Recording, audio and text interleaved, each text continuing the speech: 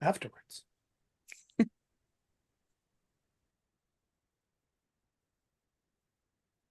All right.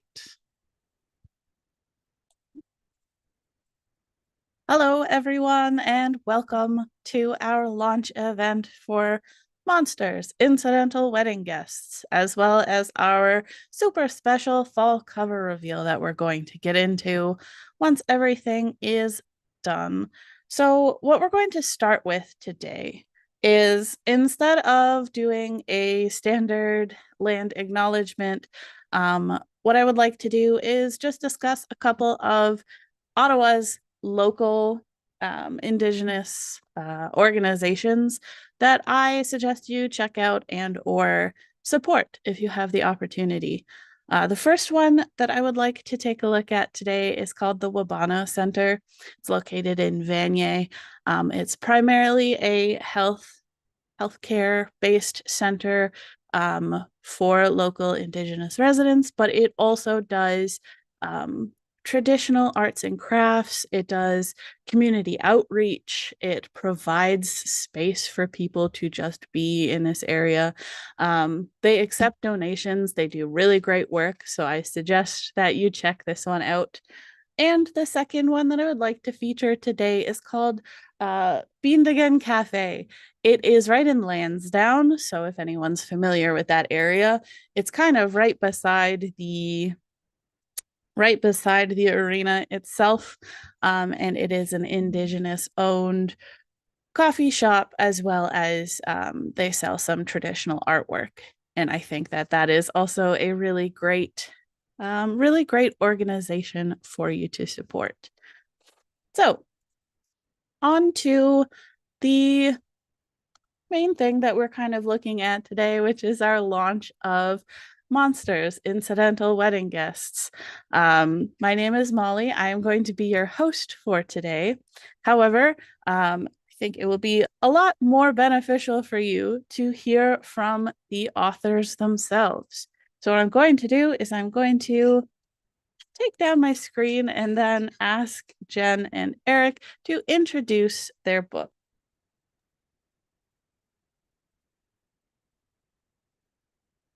Monsters, this is the audience. Audience, this is Monsters. Monsters is the second book in the Gates of Westmeath series. The idea of the series is a romance with superhero and fantasy elements. So it's a happy ending. And the first book saw them getting together. The second book is seeing them get married. And the third book sees the honeymoon. Spoiler. The second book is mostly about Kennedy and Jason dealing with family and events and planning while there are multiple monster attacks that their alter egos have to take care of. That's the book. Sorry, I'm not talking much. I have very little voice. Getting over a cold. Excellent. So thank you for that introduction. What I'm going to ask for next is if you guys could give us a little bit of a reading of one of the passages. Okay. So this is Kennedy and Jason. They're at a museum gala. Sorry. Still a little nervous. It's a masquerade ball. And they've interacted already with the CEO of a tech company called Ellen, who they're not 100% sure of her motives. Kennedy stopped and seemed to be thinking. She finally answered, "My gut is telling me that a cupcake would be delicious." He gave a chuckle and said, "This is the sort of event I usually leave ravenous from. Cake would be nice." He bowed and offered her his arm. Walking her toward the cake table, Kennedy said, "We can't have us getting hangry."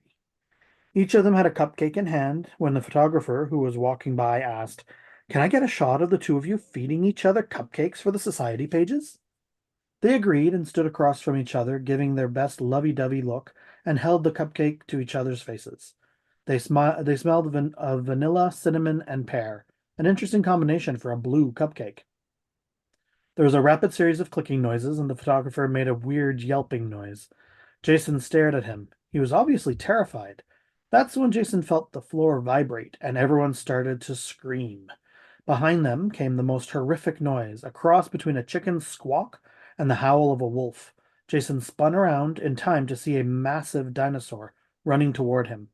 The cane! Kennedy exclaimed as she pulled at something on her dress.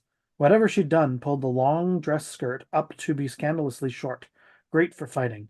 He tapped the cane 3 times, and it expanded into a full-sized staff. Wow, those shoes really make your legs look great, he said, not even the real-life dinosaur able to distract him from staring at her. Thank you. The dinosaur wasn't as big as some of the other monsters, but it stood twice as tall as Jason.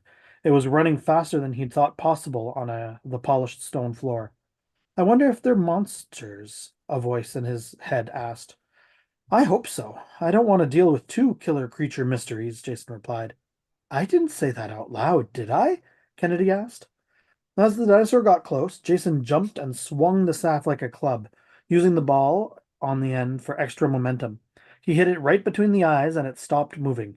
It turned toward where he landed and roared. It smelled like old bruschetta and tears. He didn't understand how he knew what tears smelled like, but this definitely was it. Kennedy, can you hear me? Jason asked incredulously in Mindspeak. She looked toward him in surprise and thought toward him, Yes, I can. Why do I hear you in my head? Watch out! The dinosaur snapped its massive jaws at him and pushed him back.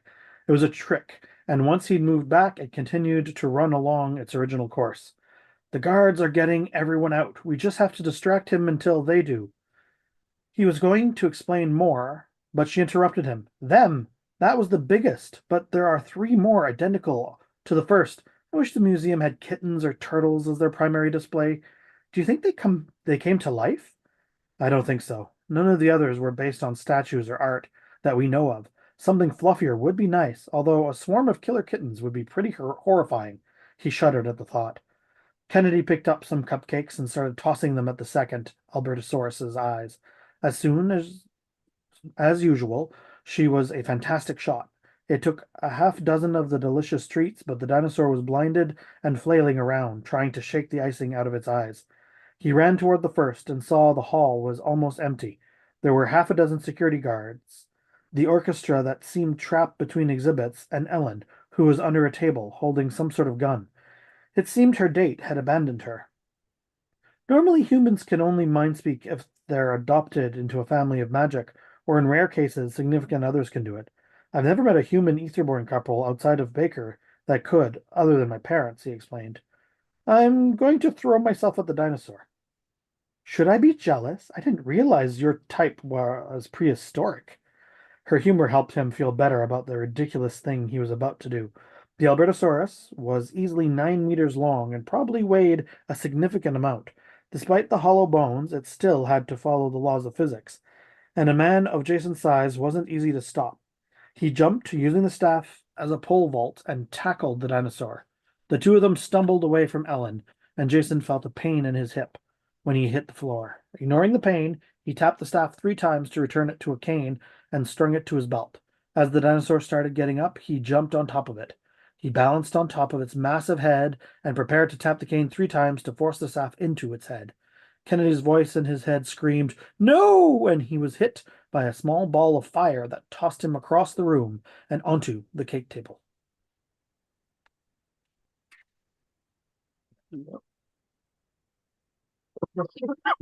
Great.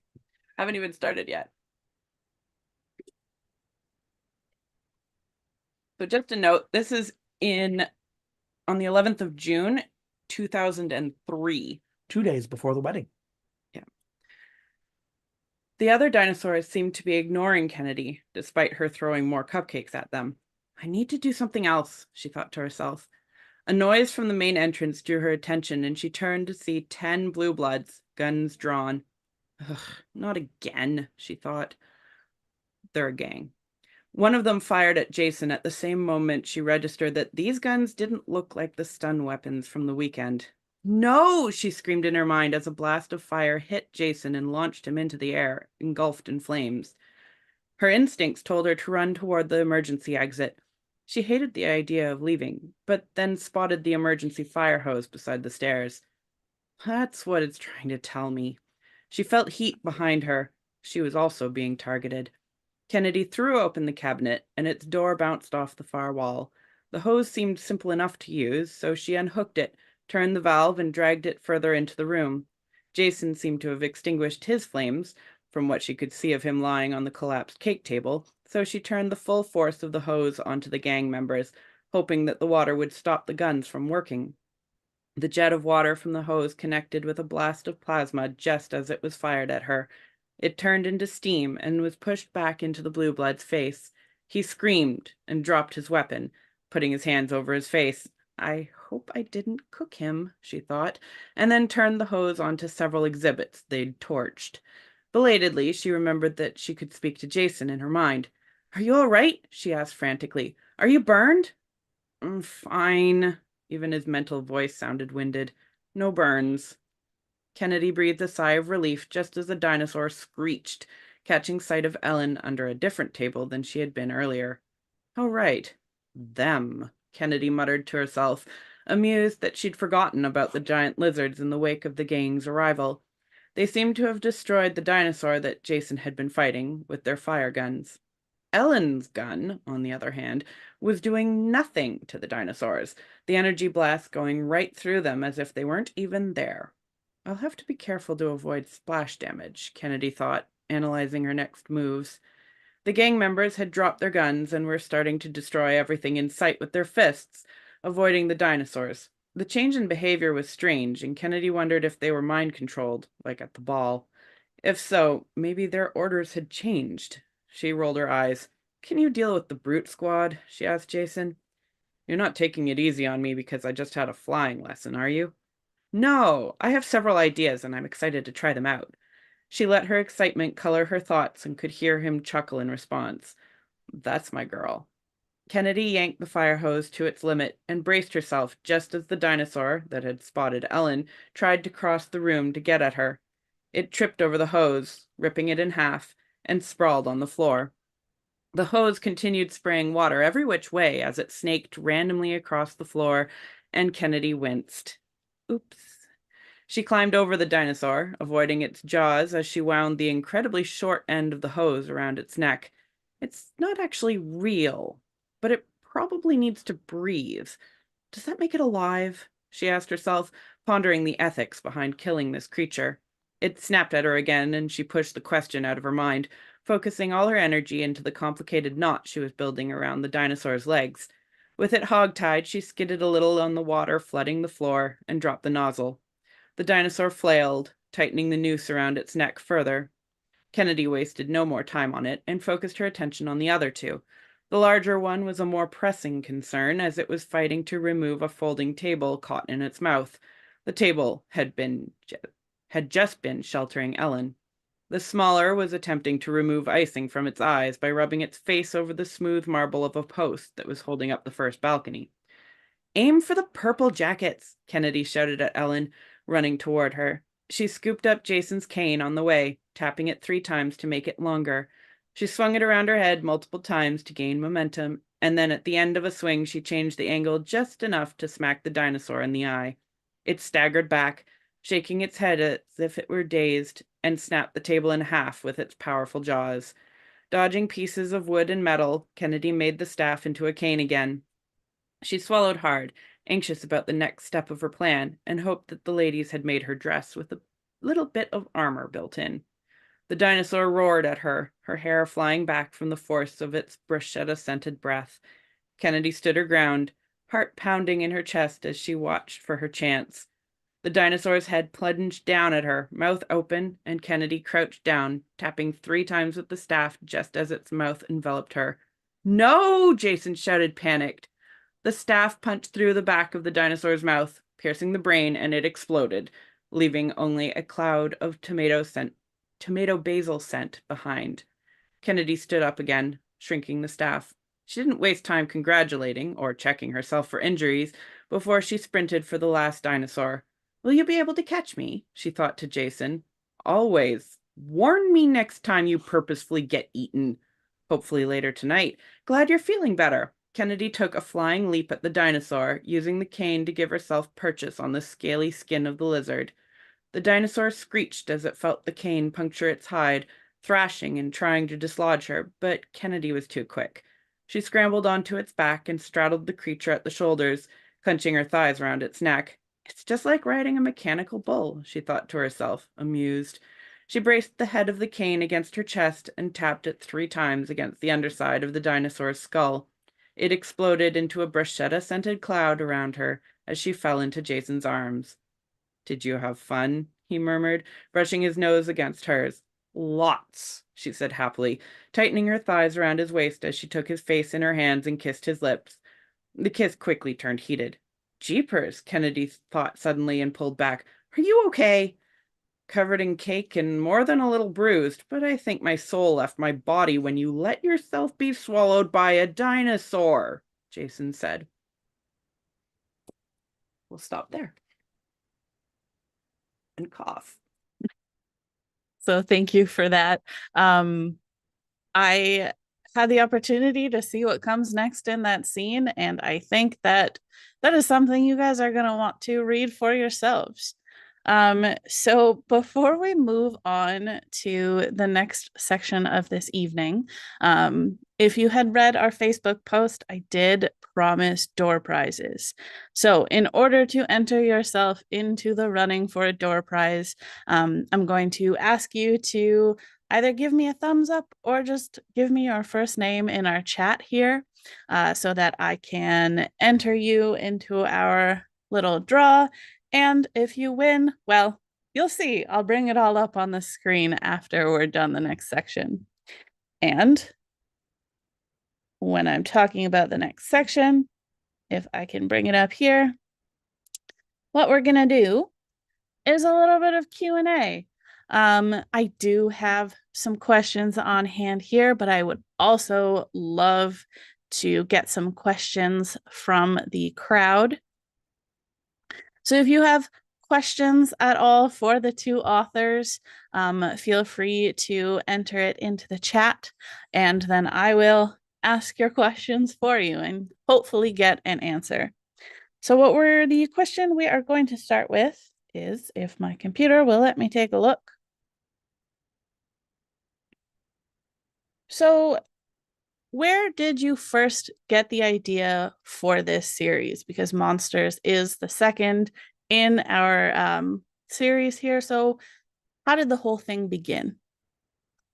It began by accident. A very long time ago, I was running a D&D game with a group of people, and Jen was playing a character called Kennedy Lake. And I decided I wanted to introduce a gangster type character to, it was a modern day D&D set in a made up town called Westmeath. And I introduced this character called, I think I called him Giles. Giles Momoa. And I thought he'd be a one-off, piss off the NPCs. But Jen decided to flirt with him. So And I rolled really well.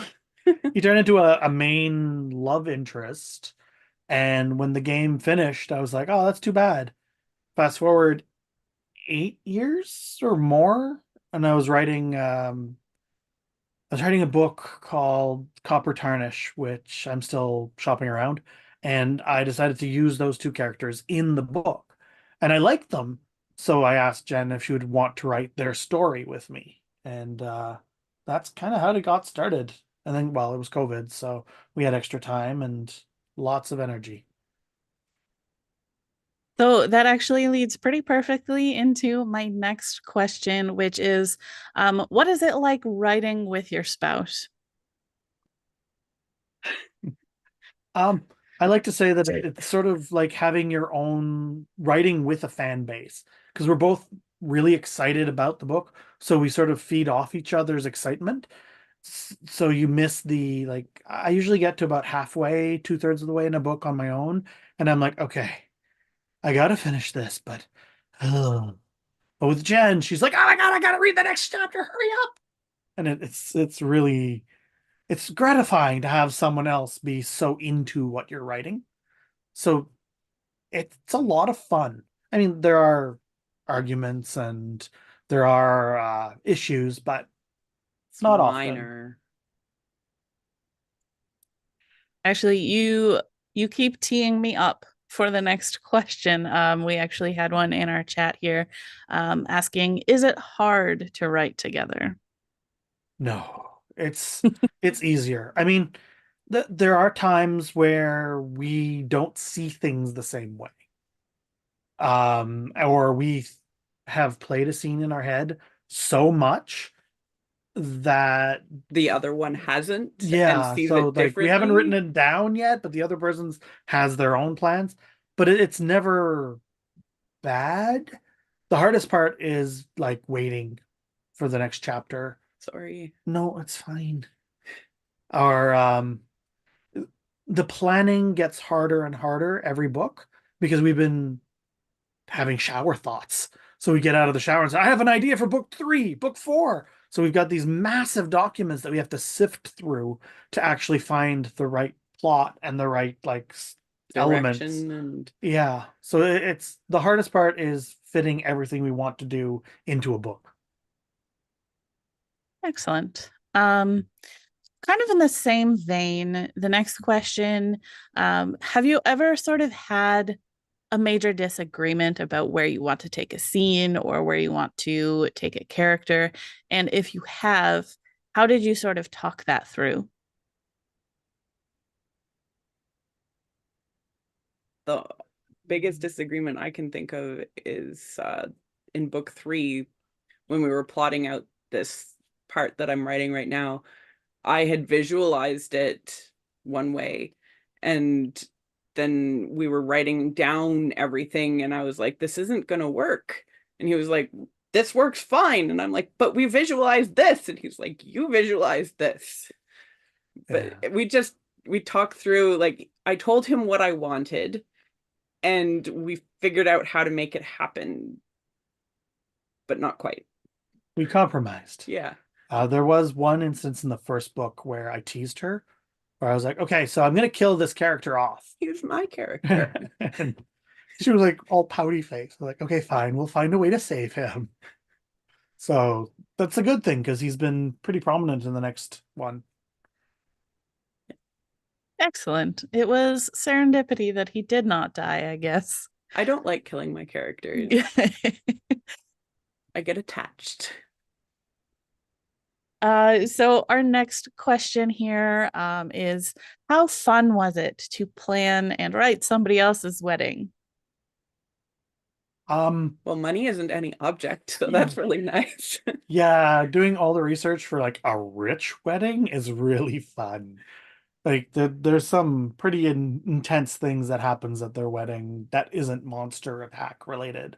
Like they have a peony varietal named after Kennedy No, that that as was a a gift, gift. but like they also get an electric car in 2003 as a gift. It's Yeah, well, the it's fun, but I think the most fun was messing up their plans, yeah. like having monsters or gangs attack them during their events and nosy mother-in-laws and uh, things just not working right. It was fun. Yeah. You get you run your character up a tree and then you throw rocks at them. And this time they're just also impeccably dressed. Yeah. Oh, that was fun research. The clothing. Hmm. I bet. I have another question in the chat here. Um, we are asking, what is your favorite chapter or scene from this novel? Oh gosh. I really liked writing the masquerade ball that we read to you. It Yeah. was one of the things that we hadn't planned originally before we started putting things down. And then I was like, can we have a masquerade? And Eric was like, when? Yeah, I thought the book was too full, but no, we found a room. Um, Oh, the cake tasting was really fun yeah. too. That was my chapter. It was like chapter 8, I think. The puns for the monster names was a lot of fun Mhm. because there's a bearzilla and a mosquito. That's amazing. I always like a good moose pun. There's something about it that just gets me every time.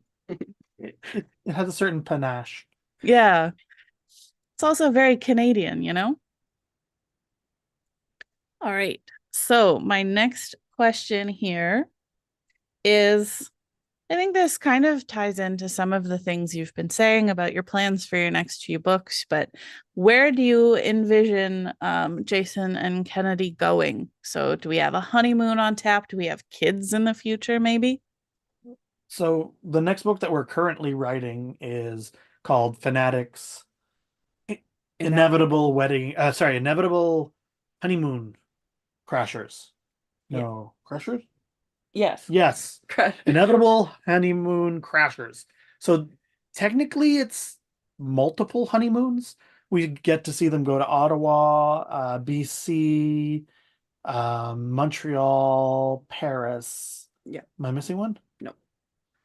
And all over the world. So it's more of if the last one was, this one here is more of a superhero action adventure with a wedding. The next one is more of a honeymoon around a treasure hunt. And for book 4, well, you'll have to wait and see. Yeah, we haven't planned enough. Like we want them to have kids in the future, but we don't know when that is going to happen. Pregnancy is a hard thing to deal with a superhero because like there gets to a point where It's dangerous. yeah. And like Kennedy's human. Yeah, you also don't want to be reckless with your characters, but you also don't want her to be sidetracked for half a book. So Yeah, my thoughts are it's going to happen at the end that's where I was thinking too. because it's a 4-book series. It's going to end on book 4. Yeah, but you'll see them again in like our other books. That it's a shared world for all of our books. Yeah, and I mean we're already talking about like a billion spin-offs. Yeah, I love Westmeath, and we're never gonna leave it completely. Yeah, because Crushing It is also in Westmeath, if I Yeah. remember correctly. yeah. Tommy is the main character of Crushing It. He's Kennedy's younger brother. Very nice. Yeah, I felt like a little bit like the auntie at the wedding asking, so when are they gonna have kids? Yeah. Yeah. So I have another question in the chat here, which I think is going to be a really fun one. Is any of your writing influenced by D&D? Influenced by the stories we've made up Yeah. because we've played in Westmeath several times.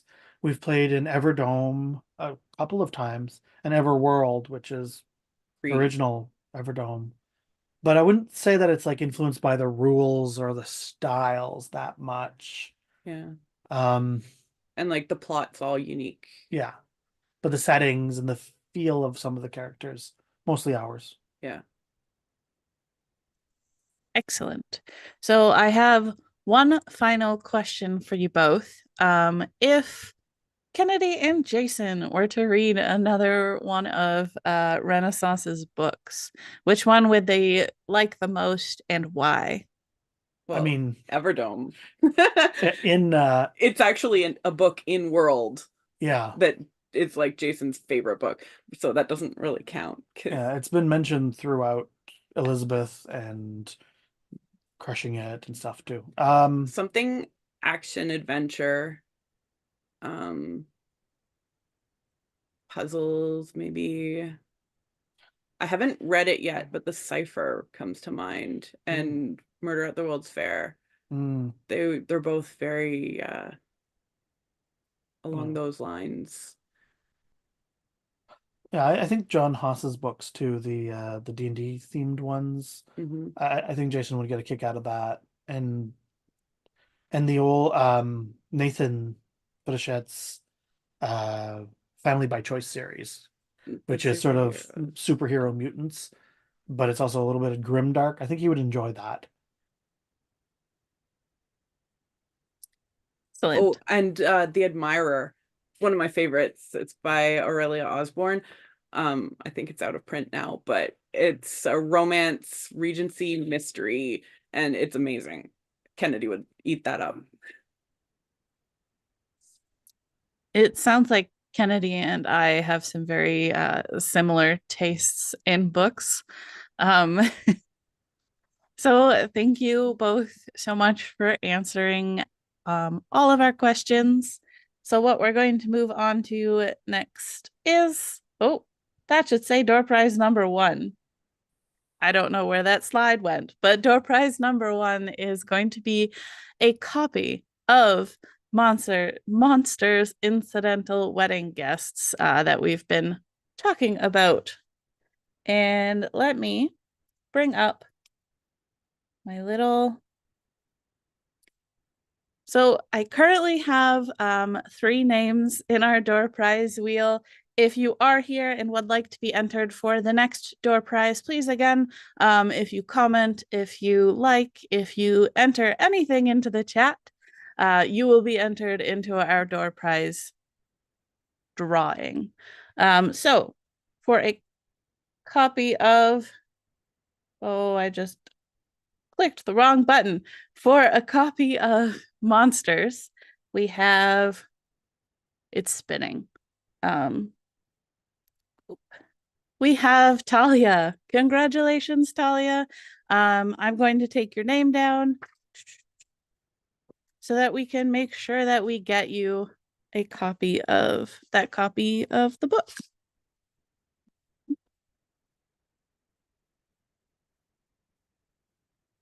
Excellent. So with door prize number 1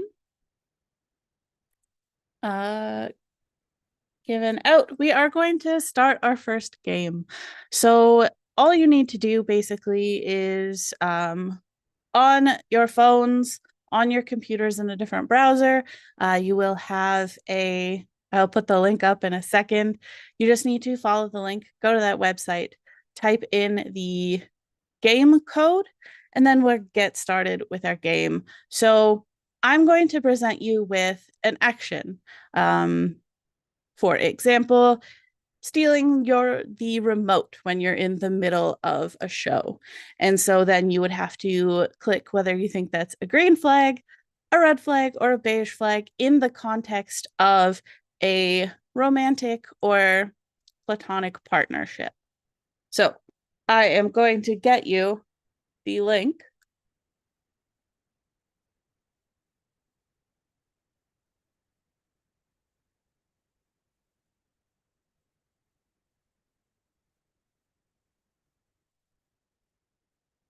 In a moment. All right.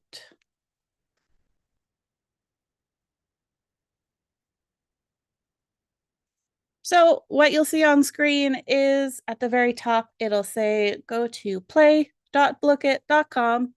And then once you go to that link, you will have some numbers that you have to type in to make sure you're in the right room for it. I'll give it a couple of minutes. And then once we have a couple people, we will get started.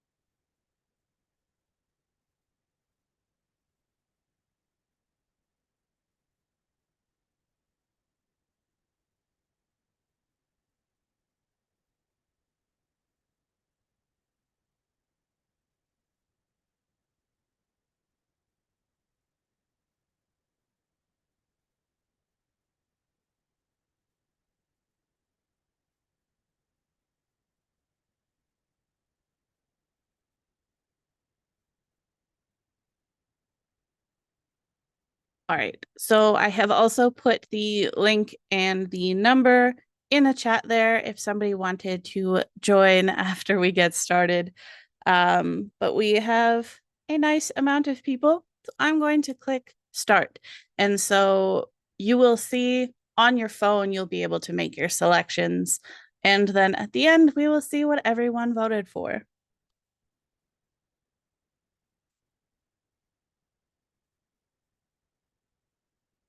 So our first one is leaving socks next to and not in the laundry basket. Is that a green flag, a beige flag, or a red flag?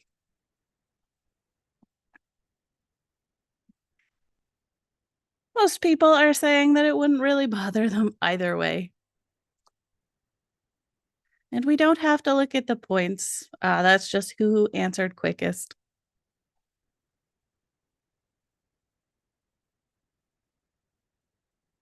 Next one is putting pineapple on pizza.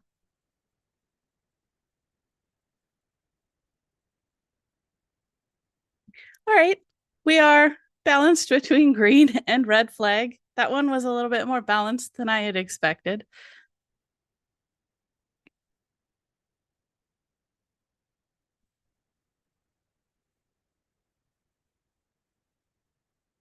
Next is reorganizing your book collection without your knowledge. Almost overwhelmingly a red flag. That is one that I definitely agree with.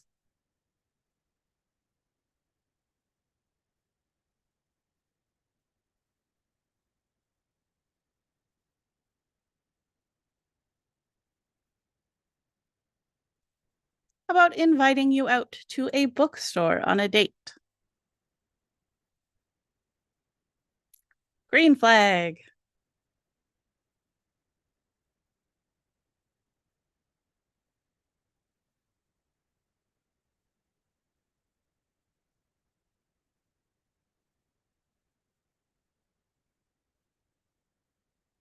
Being a fan of animals. How about that one? I feel like that one's a pretty easy one.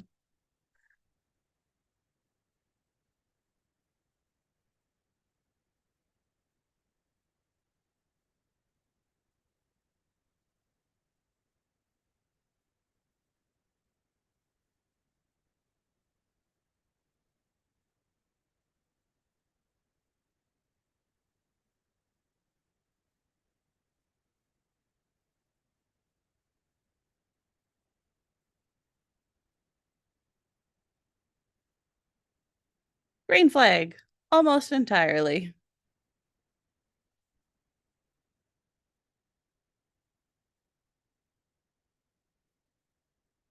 Leaving all the lights on when they leave the house.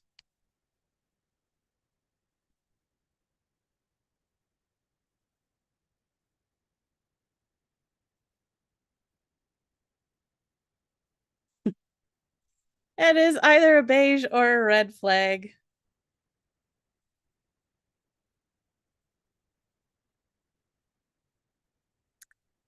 Next, revealing that they secretly have superpowers. How would you feel about it?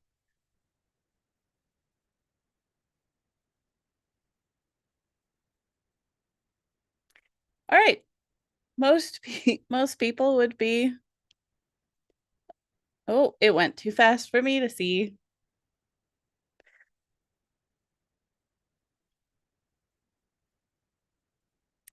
Asking you to help them battle invading robot armies.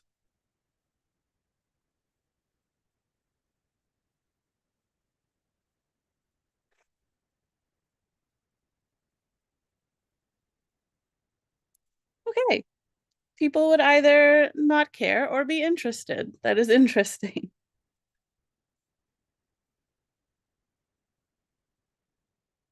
Introducing you to their mother on the first date.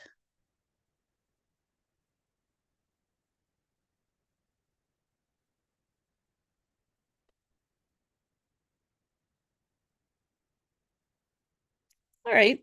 This one's a bit more neutral as well.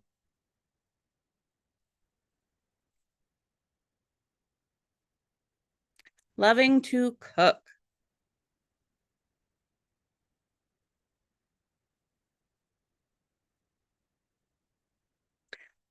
almost entirely a green flag. I would agree with that as well.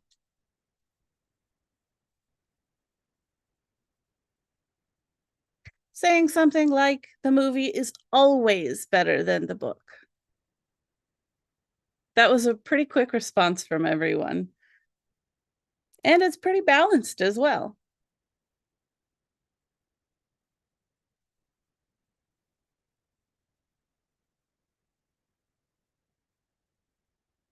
Having a close relationship with their siblings.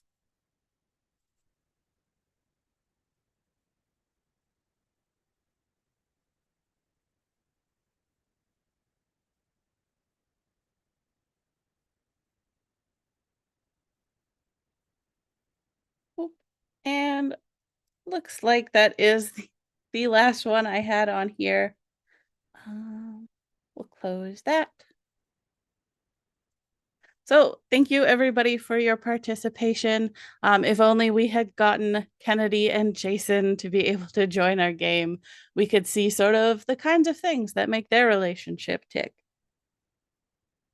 So next we have another quick little game, and I will bring that up as well in a moment. Navigating all these windows is a little bit time consuming. Here we go. And so the next one is that we are going to attempt to write a story together, sort of to emulate Jen and Eric's writing style, where they work together to tell one cohesive story. So what we're going to do here is we are going to have Eric come up with a sentence, and then we are going to ask Jen to come up with a sentence to finish it. And then what I'm going to do is I am going to take a sentence from the chat to add to our story and see if we can't get that going around in a circle. So, because it's going to take us all a couple seconds to get our brains together and thinking, we'll give Eric a little bit of time for his first sentence, but I'll ask everyone in the chat to start just throwing out a bunch of different sentences, and then I will pick one of those and insert it in order to make a story that kind of makes a little bit of sense. And so I'm ready when you are. excellent. I will just give it a couple more seconds. Just to let you know, this is not how we usually write. It's usually chapter by chapter, not sentence by sentence. With an outline. Yeah. Well, it's a speed run today. Yeah. Hard level. I also don't dictate. Yeah. I will also remind you all not to forget to give us a thumbs up or something in the chat, just to let us know that you are here so we can enter you for a door prize. So, Eric, we have some answers coming in the chat already, so I will have you get started. Okay. She wasn't sure why, but the Jello was staring at her.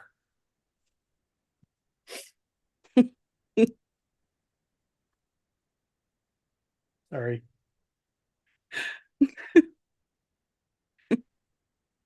Can I help you? And then the trap door opened.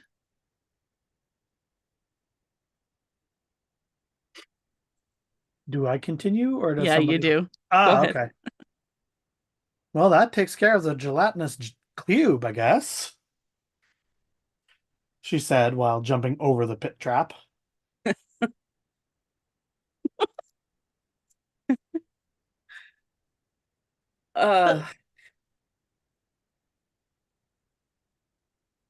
She continued through the maze, taking a left turn at the corner. But then the dragons arrived.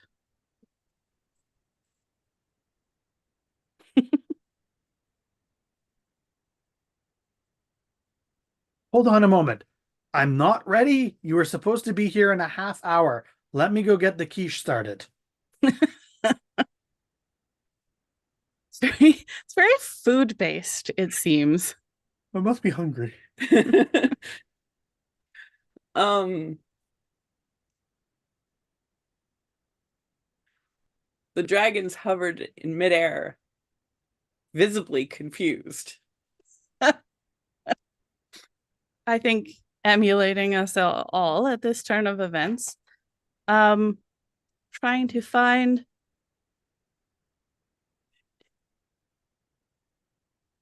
think we're going to end our story with fortunately, there were cats. And in my mind, the dragons got distracted by the cats and then flew away. Yes, so Okay. I think I learned a little bit about how difficult it is to sort of come up with a story alongside, well, a bunch of other people. Um, Hey, you didn't throw assassins in there. You're right. I didn't bring in monsters or assassins. Darn it. I mean, you did also both write full books about those topics, so maybe it's a True. bit. We're ready to move on to Jello and dragons. Well, I commend you both for being able to work together so well and come up with novels that are fun, funny. I think really, I'd say not down to earth because it is an urban fantasy, but it kind of feels like Jason and Kennedy are real people. And I think that's really great that you were both able to work together like that and pull that out and put that into a story. Thank you. They feel real to me. Yeah. So, what is next is going to be, let me go backwards in my slideshow here, if it will allow me to do so.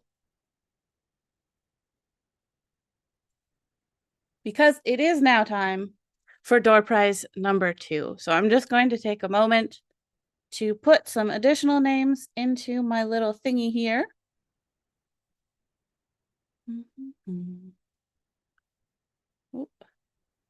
And then I will give it a spin.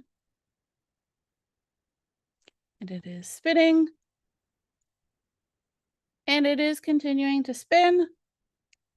And finally, it's landed on Robert. So thank you, Robert. I'm going to take your name down. What you have won is 2 bags of coffee graciously donated by Eric. They are medium bags, and one is raspberry and the other is peach, and they sound very interesting and delicious. So I'm going to take your name down, and we are going to do our best to get that sent out to you. Excellent. And once again, we do have one more door prize at the end. And we will be drawing again for that out of the chat. So we're going to go back forward. And so we are going to now move on to our cover reveal section of the evening. The author for this book here I have up on the screen wasn't here today, so I'm going to be giving you a little rundown on what it is this book is about. So this book is You Would Have Done It Too by Heather Chambers, and it is a really fun sort of college mystery horror movie, or not movie, book, where the main character is sort of watching all of these people who have bullying tendencies on campus sort of coming to surprising yet gruesome ends. And unfortunately, the main character, because of his involvement with all these other characters, is getting blamed for some things. And so this character is trying to deal with, the pressures of college, the normal things like exams and papers, and forming new relationships with possibly a cute boy. We will find out if you read it. But at the same time, there is murder and there is danger and there are stakes. And so, if you are a fan of those sorts of things, if you kind of want to get into something a little bit creepier, a little bit mysterious, I suggest You Would Have Done It Too by Heather Chambers.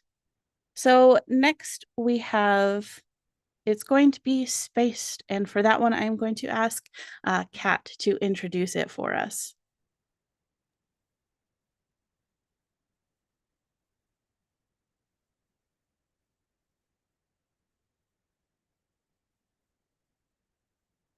Okay, my microphone decided it wanted to take a little while. Thanks, microphone. So yes, I am Kat Gordon and not CL Carey tonight. Christina unfortunately had prior work commitments, but as her faithful substantive editor, we both agreed that I am officially the book's auntie. So I am most honored to introduce to you Spaced. So a little bit about this story. This adventure takes place within our own solar system and stars Shanae, a Martian teen. On the very day that Shanae should begin her apprenticeship as a master engineer, everything blows up, quite literally. Shanae was just getting settled on the engineering shuttle when her AI companion, and she was about to meet her mentor, the only other Martian on the ship, when a colony on Mars burns to the ground, her colony, wiping out her entire civilization. Now she has no choice but to join the group of Earthlings who have taken over command of her shuttle and find a larger ship in order for them all to survive. The thing is, only 50 Earthlings remain in the entire galaxy, and she hates every single one of them. I asked Christina to tell me a little bit about her inspiration for this book, and she told me she came up with the concept when she was pondering what a world without religion might be like.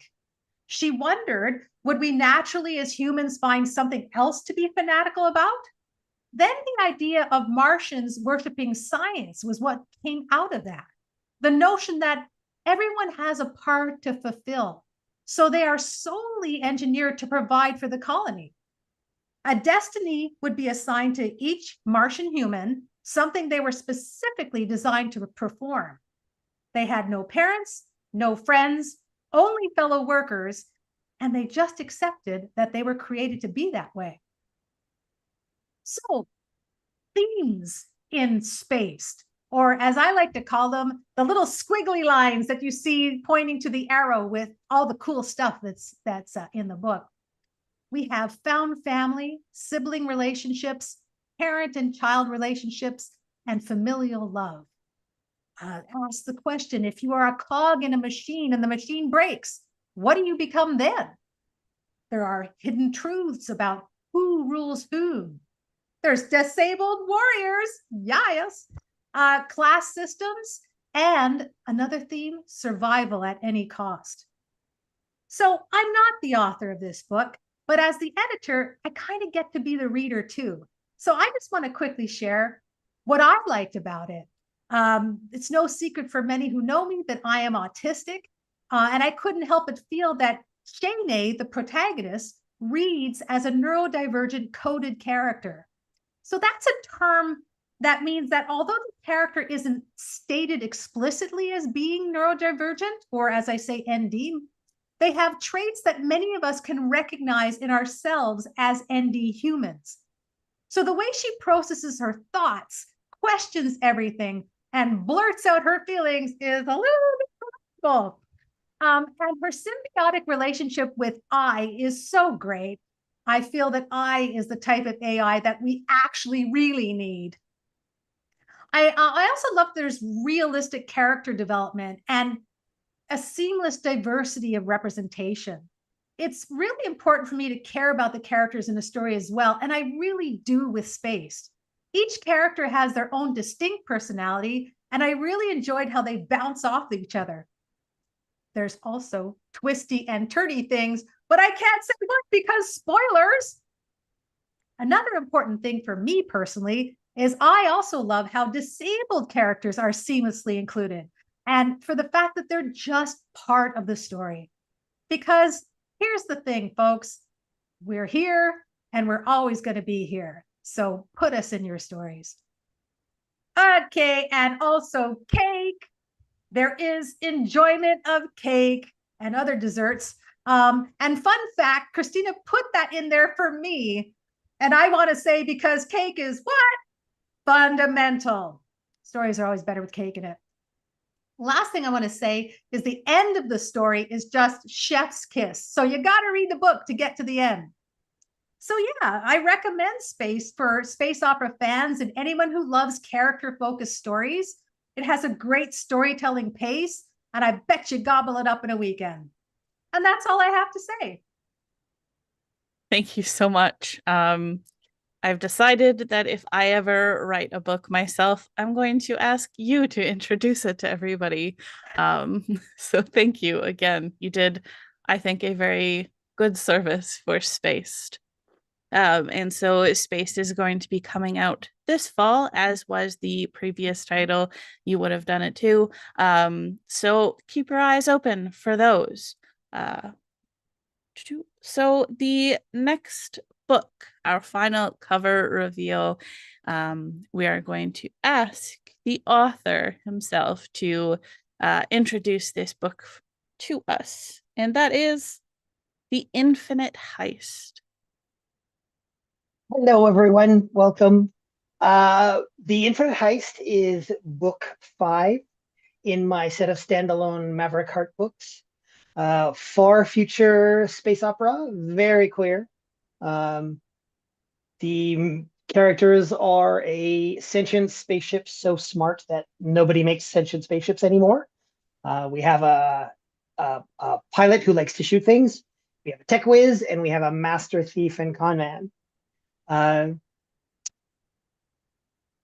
The genesis of this particular story, whenever I get an idea for something for another book in the series, I want to make it different from the ones before. The main thrust, the main feel of them is big adventures, that type of thing. But each one needs to come at that concept a little differently. And so the first thing that inspired me was wanting to write a high-tech futuristic locked room mystery where someone disappeared under completely impossible circumstances. And when I was thinking of how to do that and what would happen, the main 3 human characters have worked together for 3 of the books. 2 of them are best friends. The third is the boyfriend of one of them. So what I wanted to do was take that one character out of the mix that kind of holds them together to see what happened to them when they had to work together without him and what their personalities did in that situation. So that was sort of the new approach that I took. And the last thing that was an inspiration was I learned about rhodium, which is the most valuable commodity on the planet. I checked today, and an ounce of rhodium is worth $5,000. It's so rare. They use it in catalytic converters, of all things. And sadly, very recently, I found out a story about a man who was shot and killed by the 2 people who were trying to steal the catalytic converter out of his car. And because I had learned about rhodium, I knew why. So that gave me the last piece, which was something so incredibly valuable that it was in incredibly high demand. And we'd established in one of the books that there are other dimensions, even though accessing them is difficult and messy. So I wrote this over the pandemic. I started it right before the pandemic. And so there was a lot of fits and starts, but it finally came together. And the book allows me to ask the question, what if you could steal the most valuable thing in the universe from every universe?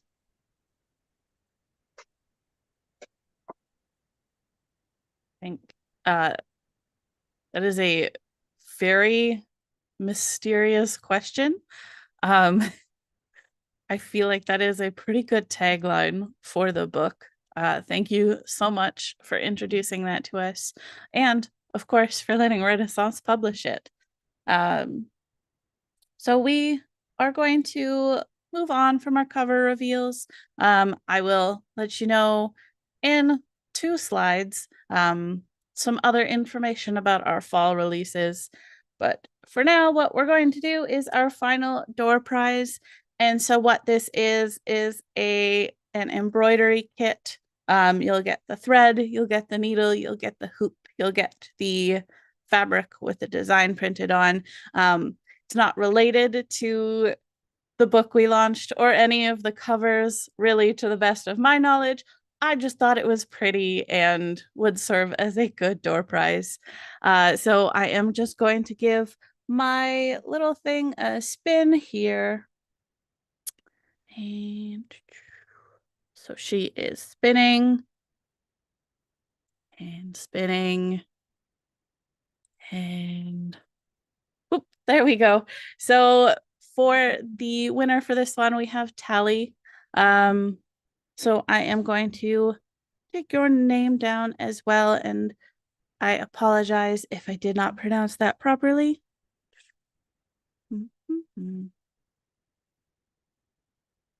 And so we will also be sending that out to you. So congratulations.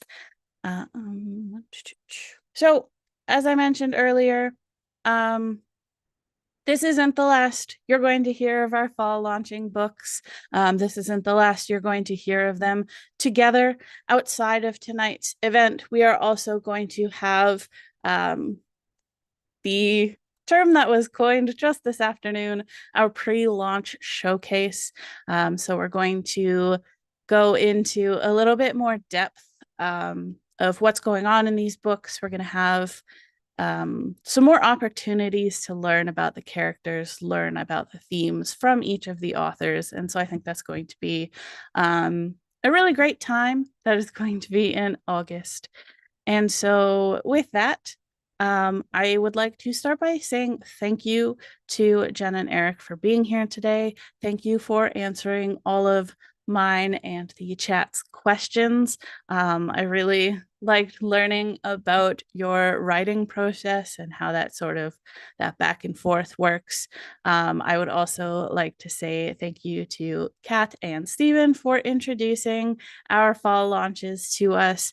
I think you both did a very good job, and I myself am definitely intrigued into these stories presented in these books.